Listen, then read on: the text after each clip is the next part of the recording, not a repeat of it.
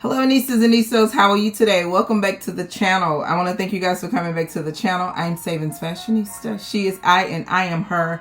And over here we do mainly things fragrances. And today, that's what we're going to talk about. Fragrances. So as promised, you guys, I want to share some fragrances that I have kind of played around with.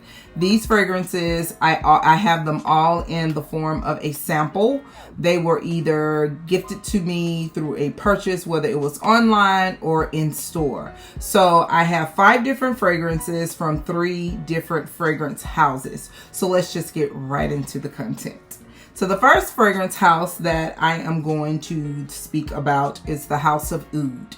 Now, for those of you who know, you know, and if you don't, the House of Oud is the fragrance house that have these very beautiful, luxurious, classy, just exquisite type of egg packagings. It just looks like an egg sitting on top of a basket in a very beautiful packaging. Very unique. And you're probably like, what's so unique about an egg? Very beautiful. So this fragrance house, this is one of the niche fragrance houses that I was really intrigued by when I really started getting outside of my bun world. And the House of Oud was one of them. And I must say that it was really based off of what I saw. It was all about the packaging, because my Saks nor does my Nordstrom's or my fragrance boutique carry the House of Oud. So I have luckily received some of these. And the first fragrance that I want to share with you from the House of Oud is Neverending. And this one by far is probably the prettiest one to me. And it just looks like Easter. The pastels, just beautiful, as you can see. So the fragrance notes are pink grapefruit, nutmeg, warm spices, black pepper, and cumin. The heart notes are light Turkish rose, not Turkish rose, but tuberose, jasmine, suede accord. The base notes are black vanilla, cyprol, which is a green woody note, gaiac wood, precious amber, martin musk, and Virginia cedar.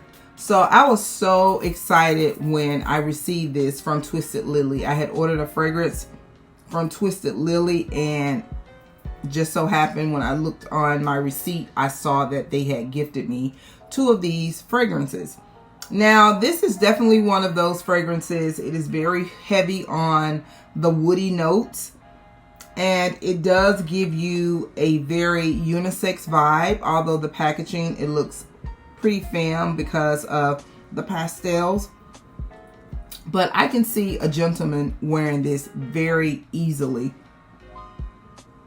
I don't pick up any grapefruit when I first smell it. I do definitely get the pepper note. It does have a peppery note to it, but it is heavy with the suede accord and that gaiac wood and that cedar wood. I'm definitely picking those notes up.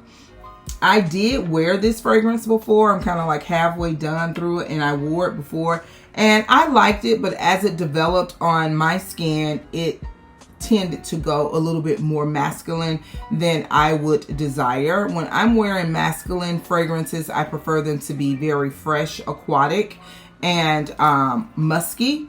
But when they start to lean a little too woody for me, but it still has that masculine edge, I'm not very fond of those type of male fragrances. And I'm really shocked when I smelled this fragrance the first time. I was really shocked because I expected it to be a very like floral or fruity, pretty type of girly type fragrance, and not so much as a unisex fragrance. But it's decent, but I do think that it's a little bit too masculine for me. So the next fragrance from the House of Oud is the Breath of Infinite. Very beautiful presentation, very chic looking. It's not as vibrant as the previous packaging of the Neverending. This is very chic. It looks like something that you can put on the mantle, or you could put it out as a piece of decor. It looks just that pretty. Very nice. So this is the Breath of Infinite.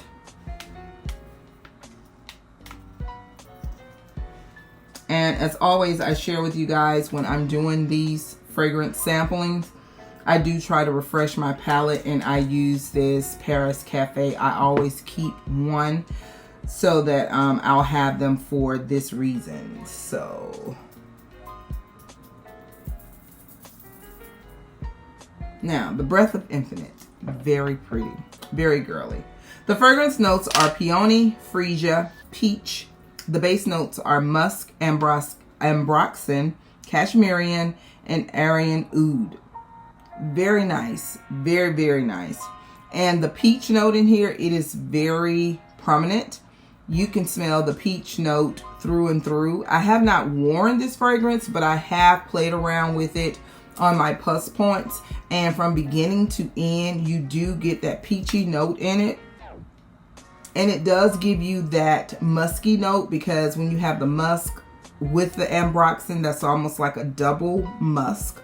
Also with the cashmerian, it could also lean kind of musky at times, but I do like the freshness that the freesia provides and the peony. And peony and musk, it just mix well. I have a bun that has that combination in it, and it just goes really well.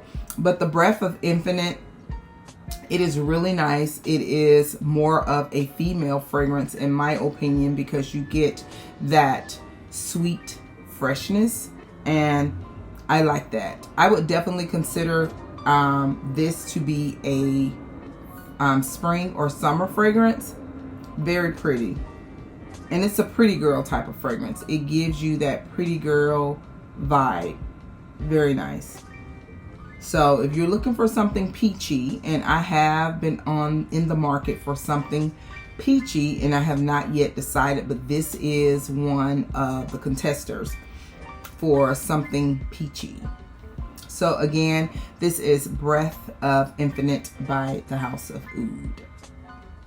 So we're going to move on to Initio. Now, those of you who know, Initio is a heavy hitter in the fragrance community.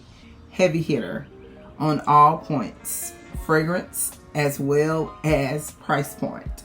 So the first one is the one I think that is most popular. The two that I hear the most about are Must Therapy and the Oud for Greatness. And I do believe that the Oud for Greatness get a lot of hype behind it, because it has been said to be very similar to, let's say it all together, MFK's Baccarat Rouge. And that is easy to pick up and say that really quickly, because saffron is a very distinct type of fragrance note. And when you smell saffron, your mind just kind of instantly goes towards the Baccarat Rouge. But hands down, Baccarat Rouge is holding its place. It is good. If you like it, you like it. And if you don't and you feel how you feel, that's just how you feel. I am definitely a fan of Baccarat Rouge, but you know, I'm just going to allow it to rest. I'm not retiring it, but I'm definitely going to allow it to rest, and it will always be that powerful silent voice in my fragrance collection. All right, so let's give Oud for Greatness a spritz. It's definitely not Baccarat Rouge, but I get it. I get that saffron, and I get it. I get that oud woodiness. I get it. It's not Baccarat, but I see why it's said to be very similar to Baccarat. So the fragrance notes in Oud for Greatness, and it is really good. Natural oud wood, agar oil, lavender, saffron, patchouli, and musk. Now, when I first read the fragrance notes before I even got the sample, I was kind of like, I don't know, because I'm not a big fan of lavender. Lavender has to be mixed in appropriately for my liking. I'm just not a big lavender fan, but the lavender in here, it is very subtle. You don't really pick it up. If you know what you're smelling, you do get remnants of it. as the wear continues on. I have not wore it as my fragrance of the day. I have kind of like played around with it from time to time. But I definitely get the saffron note. The patchouli mixed in with that saffron is really good. And this is one of those oud fragrance that is very attractive in my opinion. I always say that if you are new to oud, if you want to kind of like dip into the oud world, I would definitely start off with Tom Ford's Oud Wood. But I would also recommend this Oud for Greatness as well, because it is a very beginner friendly type of oud in my opinion. And it definitely has something to do with that saffron and that patchouli note, because those are very familiar notes to, you know, most people who enjoy fragrance. And it's not one of those very abrasive type of ouds. It's very tolerable and it's nice. This does wear really nice on my skin. I have, like I said, sampled it in my Plus Points and it's nice. I have not fallen head over it to the point where I feel like I need a full size bottle. I probably would be happy with just buying me a decant if I could get me a nice size decant off Max Aroma. Max Aroma. I would be happy with that, or if I can get my hand on a couple of more samples, that will work too. But it is a nice fragrance. I do think it's definitely worth experiencing and trying. I could see why the hype was or is what it is about it. Really nice fragrance. I like, definitely like. All right, so the next fragrance is also from Initio, and this fragrance is Atomic Rose. Not at all. When I got these fragrances, it was during the time that I was not really a rose fan. Delina has kind of like, Delina Exclusive and All of Rose has kind of like converted me over a little bit. And I am starting to appreciate rose a little bit more. So not at all was I excited or intrigued by this particular one, but it is called Atomic Rose, and this is Atomic Rose by Initio, and it has Italian bergamot, Bulgarian rose, Turkish rose, Egyptian jasmine, and Madagascar vanilla. Beautiful rosy fragrance. It's not so unique that it can't. I have smelled this rose before. I want to say that this is a very similar rose to Roses Greedy by Mancera. Very similar. I do think that this is a more friendlier rose, much more friendlier rose than just that pungent type of, you know, mature lady type of rose. It doesn't have a whole lot of greenery in it. I don't get that type of rose. You know how some rose, they just have a lot of green in it. It's just, it smells like greenery and roses. But it's not that type. I want to say that it's the Egyptian rose. It says it has Madagascar vanilla. I cannot see that. The only thing that makes me see or realize that the Madagascar vanilla is in here is because it is a little sweet. It does have a sweet effect to it.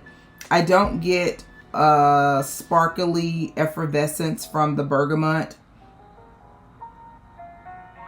but it's a decent rose. I could see this developing into the right skin chemistry and being very, very beautiful. And I can also see this being a unisex rose as well. It's not an overly feminine rose. Decent, but things would definitely have to change for this to be on my radar, a full bottle. I just think that Delina Exclusive and A La Rose is just a better rose for me.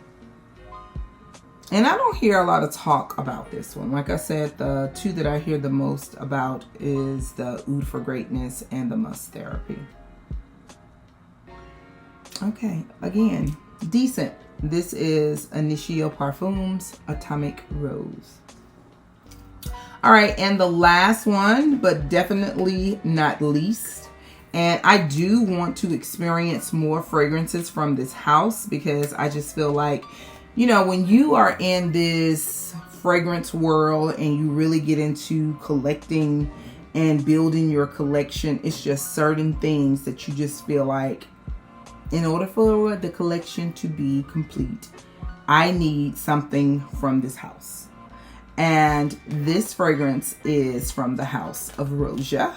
And this is Roja Elixir Pure Femme. So this was also gifted to me by my SA. She said it is one of her favorite ones. Inside of this, it has a description of a bright, effervescent creation which excludes effortless sensuality. So, very nice description. All right, the keynotes here in Roja Elixir. Top notes are bergamot. Heart notes, lily of the valley, geranium, rose de may, jasmine, de grasse, ylang ylang, heliotrope, violet, raspberry peach.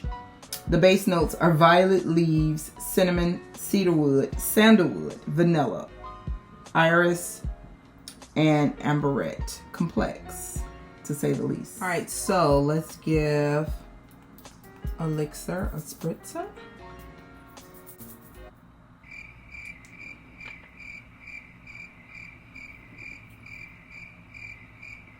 This is one of those type of fragrances. It's almost like initially you're like, what's the hype? Initially, when you smell this fragrance, it gives you this chemical-like smell. All of those fragrance notes that I called out, and I'm willing to bet that geranium is what's giving you that chemical-like smell, along with the grass and that heliotrope. It's just something in here that gives off a chemical smell. But I said all of that to say this. That's why it is so important to take fragrances off of the cardboard and put them onto the skin. Now, I have sampled this in my Puss Points, just, you know, playing around with it. And once it gets into the skin, got into my skin, it was a really beautiful fragrance. But it's still not one of those powerhouse, out loud type of fragrances. It is a very unique fragrance. I must say that I couldn't pull anything out of my collection that I currently have to say that this is similar to it. It is a fragrance of its own based off of what I already have in my collection. I do like the fact that you can pick up on different notes at different phases during the fragrance. And, you know, the weather, the climate, your body chemistry, and all of that, always remember that that comes into play.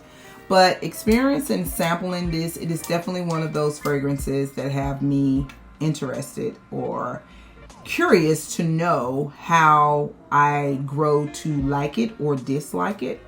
So this is definitely one of those fragrances that I will continue to play around with and experience it. But this fragrance, it is not for the cards. You definitely need to apply this fragrance. So if you ever sample it, I wouldn't suggest just getting a card. I would definitely say go in with a clean wrist and sample the fragrance on your wrist so you can really wear it for a couple hours and experience it. Because initially on the cardboard it was a complete turn off, but as I experienced it and played around with it a little bit more, I did see that I could just grow a liking to it. And it's one of those fragrances that I just think all things have to be aligned. The body chemistry, the climate, and I think even where you're going and the engagement that you're going to attend, it has to just all be in sync for this to be that type of fragrance for me. And sometimes that's what I like about fragrances, when they're not easily to figure out or decipher through. That just makes me more interested. It's almost like a man, you know, men love the chase, and I kind of like get that energy when it comes to fragrances. So I can see, well, that's what make me think that Roja is top tier. This is the only Roja fragrance that I have ever experienced. I do want to experience more. But if you've experienced any of these fragrances that I just shared with you, or if you own any, let me know what you think and how you feel about these fragrances in the comments. So I want to thank you guys so much for coming back to the channel. And do not forget, you, yes you are great. Bye-bye.